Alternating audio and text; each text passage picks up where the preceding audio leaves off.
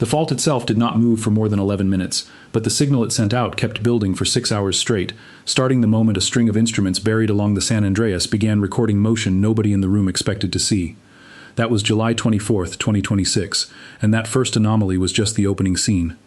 Over the following days, seismologists at Caltech and the United States Geological Survey watched the same pattern spread section by section down the fault line, a slow, silent slip, completely different from the sudden, violent rupture everyone has been trained to fear when they hear the words San Andreas Fault. By the time we are done here, you will understand exactly what those instruments may have captured and why researchers are saying it could genuinely change how scientists think about the most dangerous fault line in North America. Today we are going to break down exactly what happened, where it is most significant, and whether things could get worse from here. No guessing, no dramatizing, just the facts, the science, and the real stakes. Drop a comment right now. Have you ever personally felt an earthquake, even a small one? Tell me where you were and what it felt like. If you want to be the first to know every time something major happens along a fault system like this, subscribe to the Soccer Clock right now. It is completely free. A thumbs up also helps enormously. Let us go for 5,000 likes on this one so the algorithm actually shows it to the people who need to see it. Now, let us get into it. The San Andreas Fault runs roughly 750 miles through California, from the Salton Sea in the south, up through the Bay Area, and out toward Cape Mendocino in the north.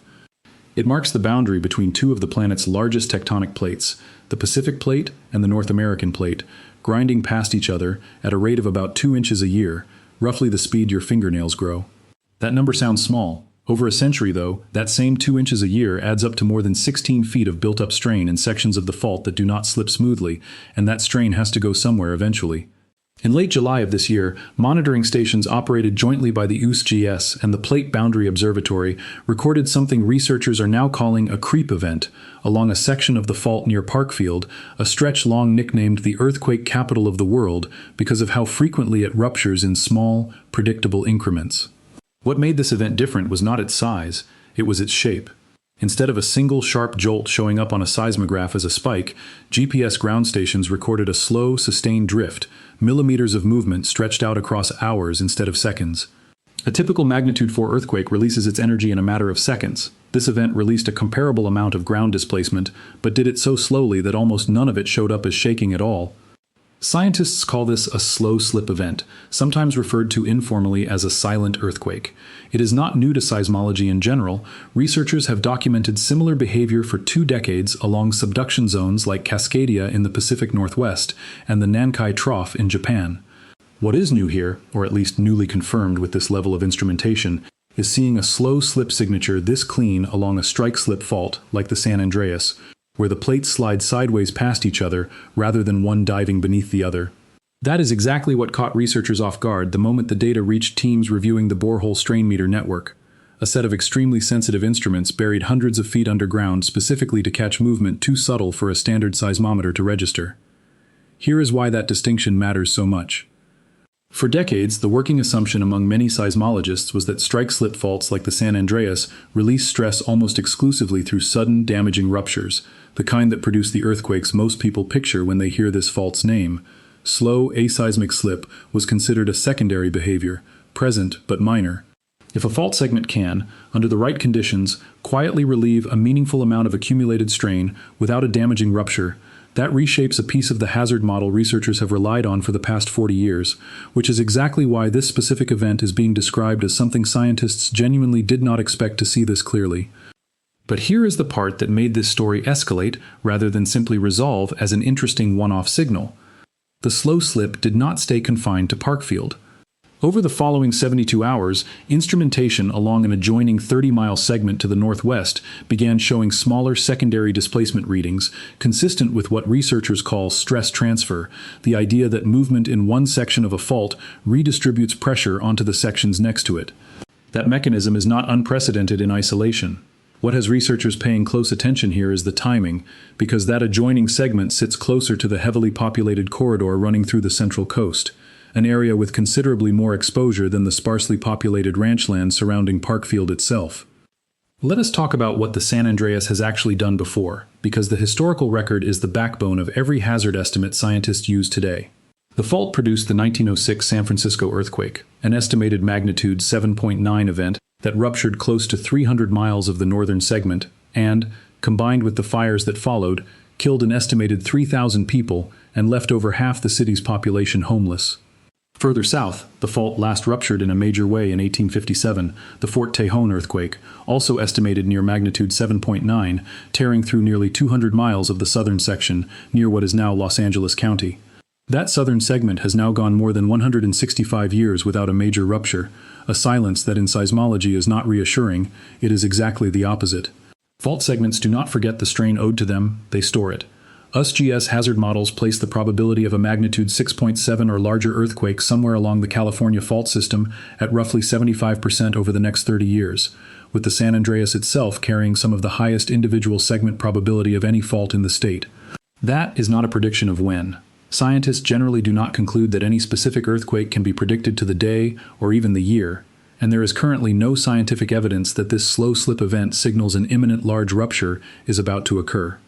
What it does provide is new higher resolution data about how strain is actually moving through the system in real time, rather than relying purely on historical averages and models built from incomplete data. If you follow California earthquake news at all, the phrase big one probably already rings a bell. It typically refers to the long-anticipated, overdue major rupture of the southern San Andreas, the segment researchers believe is most likely to produce a catastrophic magnitude 7.8 or larger event, given how long it has gone without releasing its accumulated strain. The shakeout scenario, a comprehensive modeling study published by the USGS in partnership with dozens of research institutions, estimated that a magnitude 7.8 rupture along the southern San Andreas could cause roughly 1,800 deaths, over 50,000 injuries, and approximately $213 billion in economic losses, driven heavily by fire following the earthquake and the collapse of vulnerable older buildings that predate modern seismic codes. Now, why does a slow slip event near Parkfield connect to any of that? The two ends of this fault do not behave identically. The central section around Parkfield, where this new signal originated, is known among seismologists as a creeping segment, meaning it regularly releases strain gradually, rather than storing it up for a single massive rupture, which is actually one of the reasons Parkfield became the most heavily instrumented stretch of fault on Earth. Researchers have been watching it specifically because its more frequent, moderate behavior offers a natural laboratory for understanding the mechanics that eventually govern the locked, dangerous segments to the north and south of it. The question this new data raises is whether creeping behavior at Parkfield can meaningfully load additional stress onto the neighboring locked segments, potentially nudging them closer to their own rupture threshold. That question does not yet have a confirmed answer. Multiple research groups, including teams from Caltech, Stanford, and the USGS Earthquake Science Center, are actively modeling the stress transfer implications using the new strain meter data, and initial findings are expected to go through peer review over the coming months rather than being announced immediately.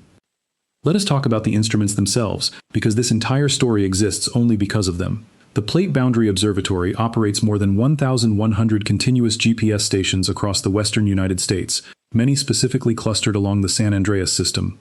These stations track ground position to within a few millimeters, updated constantly, allowing researchers to detect motion that would have been completely invisible to seismologists even 25 years ago.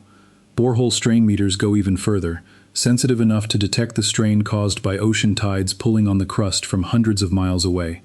It is this level of sensitivity that allowed researchers to catch the Parkfield slow slip event as a clean, unmistakable signal rather than background noise, something that likely would have gone completely undetected during the last major upgrade cycle of the monitoring network a generation ago.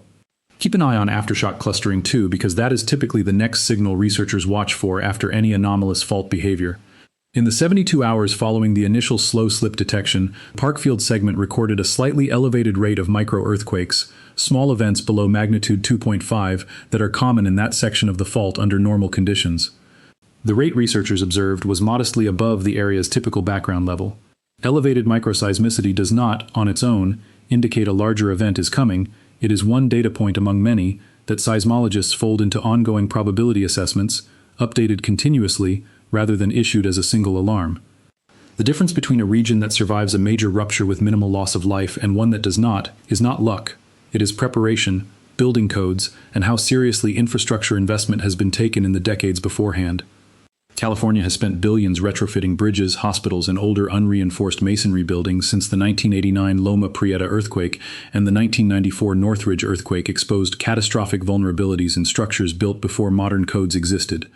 The state's early warning system, Shake Alert, now covers the entire West Coast, and can provide anywhere from a few seconds to as much as a minute of warning before shaking arrives at a given location, enough time to automatically slow trains, open fire station doors, and give people the chance to drop, cover, and hold on before the worst of the shaking begins. None of that infrastructure prevents an earthquake. All of it exists specifically to reduce what happens when one occurs.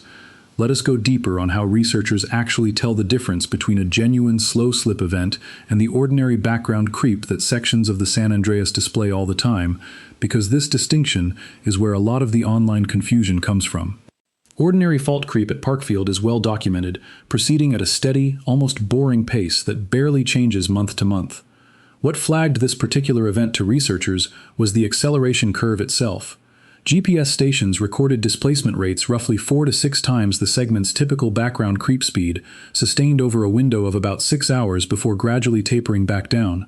That acceleration then taper shape is the specific signature seismologists associate with a genuine slow slip event rather than routine creep, similar in structure, though far smaller in scale, to slow slip events documented for years along the Cascadia subduction zone off the coast of Washington and Oregon. It is worth understanding why Cascadia comparisons keep coming up in the research discussion around this event. Slow slip along Cascadia has been studied intensively since the early 2000s, and in that subduction zone setting, researchers found a connection between slow slip episodes and a phenomenon called episodic tremor and slip, where the slow ground movement is accompanied by a faint, continuous seismic hum, distinct from a normal earthquake's sharp signal. When the Parkfield data was cross-checked against the region's seismic network, researchers did detect a low-level tremor signature coinciding with the slip window, the first time this specific combination has been documented this clearly on the San Andreas system. That detail is what is driving most of the renewed research interest, because it suggests the physical mechanism behind slow slip may operate more similarly across different fault types than previously assumed, exactly the kind of finding that reshapes a textbook assumption rather than simply confirming one. Now let us talk about what this means for the segments north and south of Parkfield specifically, since that is ultimately the public safety question underneath all of this. To the south, the fault transitions into what researchers call the Cholame segment, then continues down through the Carrizo Plain, where you can still see the offset in the landscape left behind by the 1857 Fort Tejon rupture, a scar in the earth visible from satellite imagery to this day. Further south still, the fault runs close to San Bernardino and eventually connects into a set of complex fault junctions near the Salton Sea, an area geologists watch closely because of a separate, unrelated phenomenon known as the Salton Sea Swarm, periodic clusters of small earthquakes that have historically preceded larger events on connected fault segments, though again, without providing any reliable prediction window. To the north of Parkfield, the fault continues up through the Santa Cruz Mountains, the same segment responsible for the 1989 Loma Prieta earthquake, a magnitude 6.9 event that killed 63 people, collapsed a section of the Bay Bridge, and brought down the Cypress Street Viaduct in Oakland during the middle of a World Series game, a moment captured live on national television that changed how an entire generation of Americans understood earthquake risk. From there, the fault continues through the Bay Area itself before reaching its northern terminus near Cape Mendocino, where it meets the Mendocino Triple Junction, one of the most geologically complex and closely monitored points on the entire West Coast. Researchers emphasize that stress transfer between fault segments is a real, well-documented mechanism, but it does not behave uniformly. A slow slip event at Parkfield, loading additional stress onto the Cholame segment to the south, is a plausible hypothesis actively being modeled, but the same event has a measurably smaller and less certain effect on segments hundreds of miles away in the Bay Area, simply because stress transfer weakens substantially with distance. This is one of the reasons USC's communications around this event have specifically avoided broad statements implying statewide risk has changed, even as attention has justifiably increased on the segments immediately adjacent to Parkfield itself. Let us also address directly what this event does not mean, because misinformation spreads fast in this specific corner of the internet, and it matters to separate it clearly from the legitimate science. This event does not mean California is about to fall into the ocean, a persistent myth with no basis in plate tectonics whatsoever, since the San Andreas is a strike-slip fault where the plates slide horizontally past each other rather than pulling apart. It does not mean a major earthquake is guaranteed within any specific time frame, since aseismic slip events have occurred at Parkfield before without triggering a large rupture on adjacent locked segments. And it does not mean the scientific community was caught off guard, since Parkfield's entire monitoring infrastructure was built decades ago specifically anticipating that a moment like this would eventually happen and needed to be caught with precision instrumentation rather than missed entirely. What it does mean is that researchers now have an unusually clean, well-instrumented example of exactly the kind of slow, aseismic behavior that hazard models have had to estimate indirectly for decades. Papers analyzing this specific event are already in preparation, and several research teams have indicated the findings will likely be presented at the American Geophysical Union's annual meeting later this year, with peer-reviewed publication expected to follow. Until that formal review process concludes, the working conclusions researchers are willing to state publicly remain deliberately narrow, exactly the kind of caution that keeps legitimate seismology credible in a media environment that often rewards the opposite. This is also a moment worth using as a genuine prompt rather than a scare. If you live anywhere near an active fault system, whether that is California, the Pacific Northwest, or anywhere else prone to seismic activity, this is a reasonable point to check that you actually know your evacuation routes, that you have a basic emergency kit with water, food, and a flashlight, and that heavy furniture in your home is properly secured to the wall. None of that requires panic. It requires about 20 minutes of preparation that most people put off until an event like this makes it feel urgent again. So let us bring this back to the actual headline here, because it is worth being precise about what genuinely surprised scientists rather than letting that framing drift into exaggeration. It was not the existence of a slow slip event itself. Researchers have expected and studied this kind of behavior on subduction zones for 2 decades.